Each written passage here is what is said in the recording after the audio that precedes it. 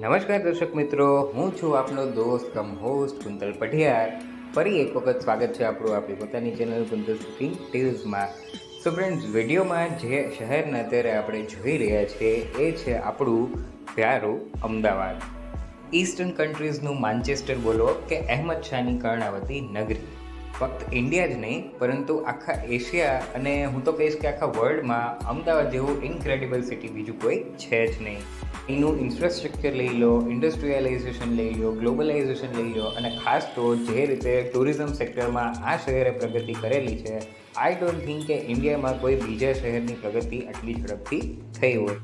એટલે જ તો ઇન્ડિયામાં 5th અને આખા ગુજરાતમાં ફર્સ્ટ નંબર પર આ શહેર રેન્ક કરે છે.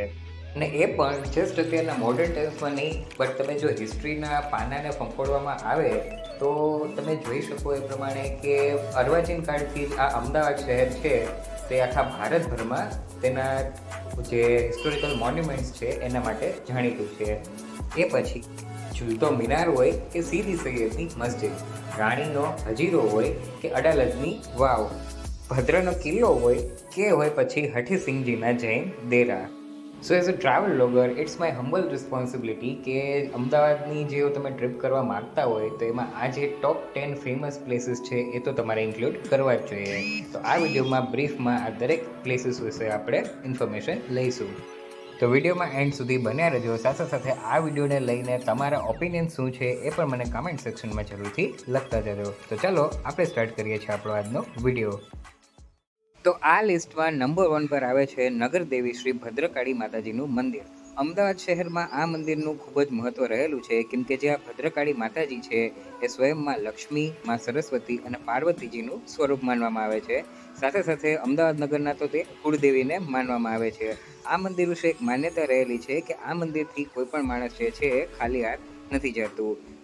શહેરના સૌથી ગીચ વિસ્તારોમાંનું એક એટલે કે લાલ દરવાજાની એકદમ પાસે આવેલું આ મંદિર ભક્તોથી ઓલવેઝ ભરાયેલું રહે છે.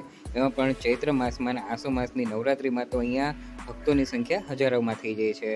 ભદ્રકાળી માનું મંદિર વિઝિટ કરો તો ભદ્ર ફોર્ટને તો ક્યાંથી ભૂલી જ જવાય.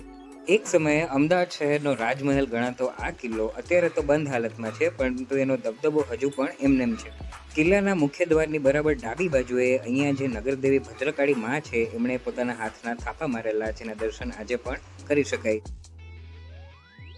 તો આ લિસ્ટમાં બીજા નંબર પર આવેલો છે અટલ બ્રિજ.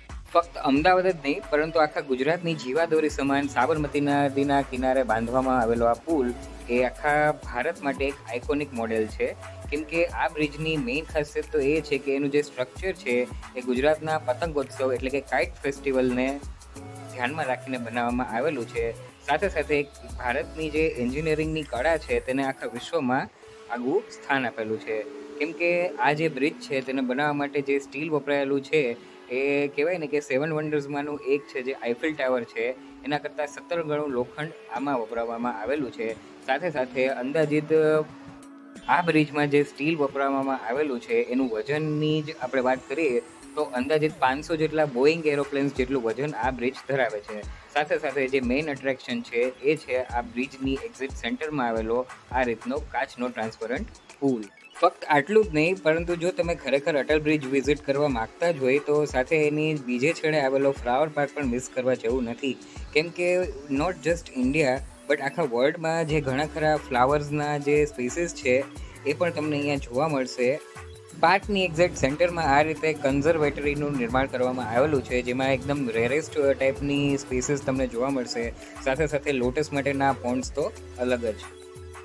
તો હવે આ લિસ્ટ પર ત્રીજા નંબર પર આવે છે અમદાવાદનું કાંકરિયા લેક. અંદાજિત 2.5 કિલોમીટર જેટલા વિસ્તારમાં ફેલાયેલું આ લેક અમદાવાદીઓ માટે એવરગ્રીન આઉટિંગ પ્લેસ છે.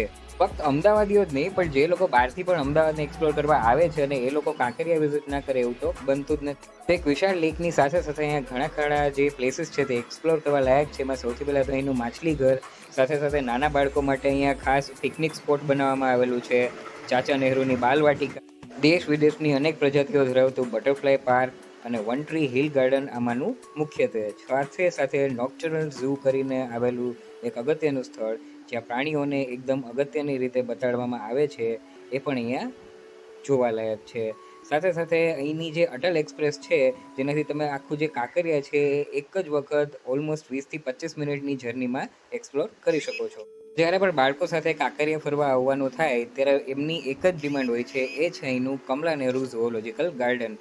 1951માં એસ્ટાબ્લિશ કરવામાં આવેલું આ ઝૂ કહેવાય ને કે ગુજરાતના 3જા નંબરનું સૌથી મોટું ઝૂની કેટેગરીમાં ફિટ બેસે છે અને અંદાજિત 117 એકર જેટલી વિશાળ જગ્યામાં ફેલાયેલું આ ઝૂ ઘણા ખરા લુપ્ત થતા જે સ્પીસીસ છે, મેમલ્સ છે, રેપ્ટાઇલ્સ છે, એમનું ઘર છે.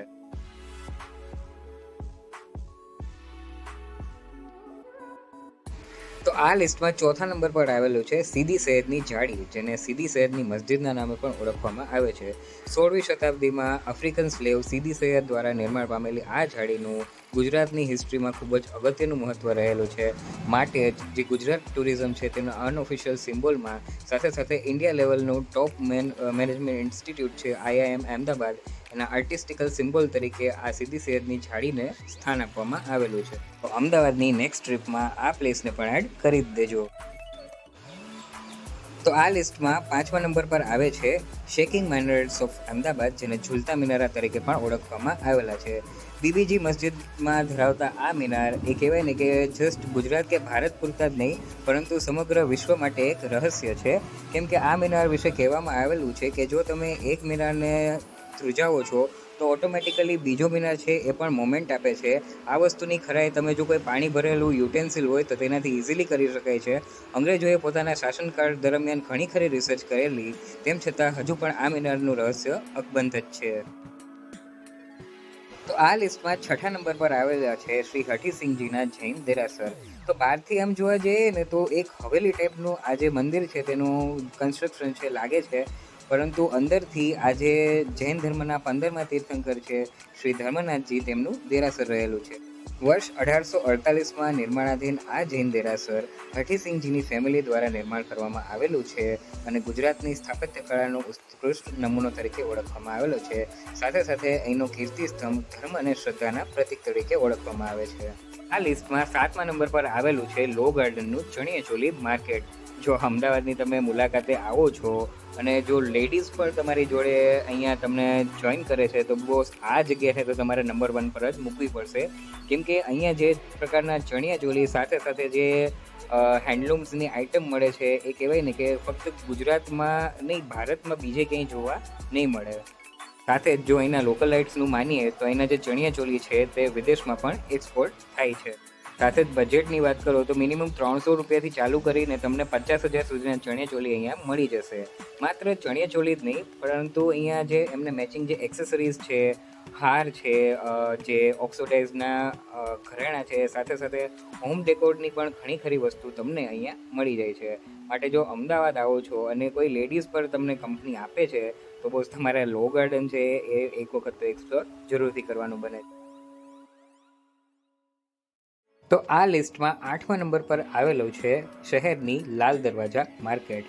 હવે આ પર્ટિક્યુલર માર્કેટ છે એના વિશે હું જસ્ટ એક જ સેન્ટેન્સ કહેવા માગું છું અને એમાં જ મારો અભિપ્રાય રજૂ કરવા માગું છું કે જો તમારું બજેટ ઓછું હોય, કહેવાય ને કે ઓલમોસ્ટ ખિસ્સો ખાલી ખમ હોય, પણ સપના ઊંચા હોય, સાથે તમને શો ઓફ કરવાની આદત હોય, તો આ બજાર સ્પેશિયલ તમારા માટે છે.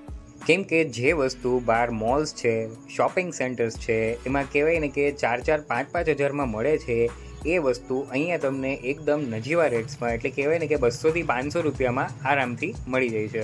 વિશ્વાસ નથી આવતો ને? ચાલો આ દરેક વસ્તુનો પણ તમને એક વખત ડેમોન્સ્ટ્રેશન બતાડી જ દઈએ.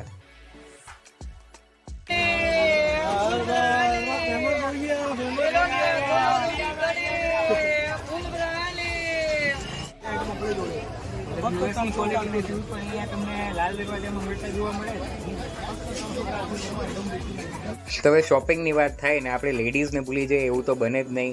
તો અહીંયા ફક્ત તમને કપડાં કે જૂતા ચપ્પલ જ નહીં, પરંતુ અવનવી એક્સેસરીઝ છે, વોચેસ છે, સાથે મેકઅપની A to Z વસ્તુ, કોસ્મેટિક્સની પ્રોડક્ટ્સ, સાથે જે કહેવાય ને કે આર્ટિફિશિયલ ઇમિટેશનની જ્વેલરી પણ અહીંયા તમને એકદમ નજીવા રેટ્સમાં મળી જાય છે. તો ઓછા બજેટમાં બેગ ભરીને શોપિંગ કરવાની આદત તમને પણ હોય તો આ જગ્યાને એડ કરવાનું ભૂલતા નહીં. તો આ લિસ્ટમાં 9મા નંબર પર આપણે અત્યારે લઈશું અડાલજની વાવને, જેને રૂડીબાઈની વાવના નામે પણ ઓળખવામાં આવેલો છે. ગુજરાતનું પાટનગર ગાંધીનગરથી એકદમ નજીક આવેલી આ જગ્યા અમદાવાદ શહેરથી અંદાજિત 15 કિલોમીટર દૂર આવેલી છે. વર્ષ 1499માં બાંધકામ કરવામાં આવેલી આ સ્ટેપવેલ કહેવાય ને કે ગુજરાતના સ્થાપત્ય અને શિલ્પકલાનો એકદમ ઉત્કૃષ્ટ નમૂનો પૂરો પાડવામાં આવેલું છે. એ સમયના જે વાઘેલા વંશના મહારાજા વીરસંઘ છે એમના દ્વારા એમની પત્ની રૂડીબાઈની સ્મૃતિમાં આ વાવનું નિર્માણ કરવામાં આવેલું હતું. તો શહેરની ભીડભાડથી થોડું દૂર અને વન ડે પિકનિક માટે તમે જો કોઈ પણ પિકનિક સ્પોટની તલાશમાં હોય તો આ જગ્યાની મુલાકાત અવશ્ય લેવી જ જોઈએ.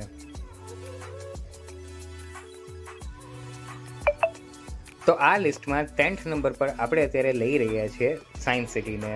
તો અમદાવાદ અને ગાંધીનગર શહેરની એક્ઝિટ વચ્ચે આવેલું આ થીમ પાર્ક કહેવાય ને કે ઇન્ડિયાના ટોપ 10 ફેમસ થીમ પાર્ક્સમાંનું એક છે. આ થીમ પાર્કનું ખાસ એટ્રેક્શન છે અહીંનું વિશાળ એવું એક્વેરિયમ. હવે તમારા ઘરે જો નાના બાળકો હોય અને એમને કહેવાય ને કે તમે જો કોઈ ફરવાના સ્થળે લઈ જતા હોય, સાથે સાથે એજ્યુકેશનલ પર્પઝથી પણ તમે જો એમને કોઈ ટ્રીપ કરાવવા માગતા હોય તો આ પ્લેસ મસ્ટ વિઝિટની યાદીમાં તમારે ચોક્કસથી લેવું જોઈએ. કેમ કે અહીંયા જે એક્વેરિયમ છે એની સાથે સાથે જે રોબોટિક્સનું જે થીમમાં જે આ પાર્ક બનાવવામાં આવેલો છે એ જરૂરથી વિઝિટ કરવા લાયક છે. સો ફ્રેન્ડ્સ, આ હતો આપણો આજનો vlog relating two top most famous places to visit in Ahmedabad. But કહેવાય ને કે આ તો જે ઇન્ફોર્મેશન આપેલી છે એ તો એકદમ બ્રીફમાં આપેલી છે.